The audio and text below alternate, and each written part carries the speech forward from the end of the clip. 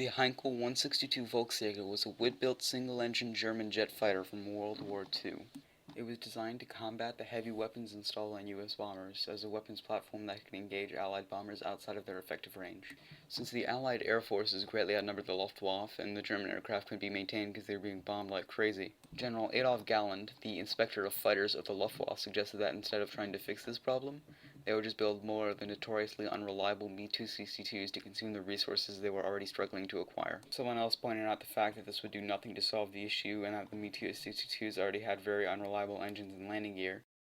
They suggested to create an aircraft that was so cheap and simple that if it was damaged or requiring maintenance, they would just throw it away and replace it with a brand new aircraft directly from the assembly line. Thus, the Volksjäger was born. The Volksjäger, also called the Spatz, which is German for sparrow or salamander, though I can't see the resemblance, would hold two 20mm or two 30mm cannons, as well as the BMW 109 300E power plant. The model I've created here in KSP uses the Juno engine, as it's the closest equivalent to the Juno 004 that would be mounted on the HE-162A8 prototype. The HE-162 had more similarities to the V-2 flying bomb than just appearance. Both featured a single engine, they both flew, and they both had a tendency to turn into an explosive while they were flying. Since the aircraft was constructed primarily of wood, the main binder was glue, but the factory of choice for manufacturing the aircraft adhesive had just been bombed, so they had to quickly create a substitute. The glue they chose as a replacement was, get this, extremely corrosive. You cannot make this up.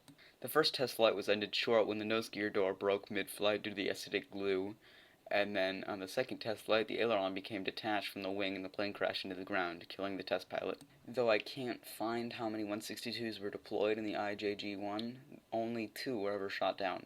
This isn't a great number though, considering 11 other aircraft crashed without being shot at all.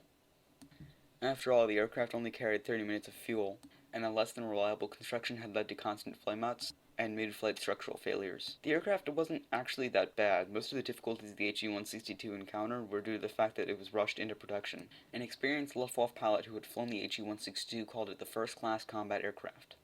Another pilot said it had the lightest and most effective controls he had ever experienced. Though several other variants of the HE-162 were proposed, most of them were never constructed, and now the aircraft will only ever be seen flying on the History Channel.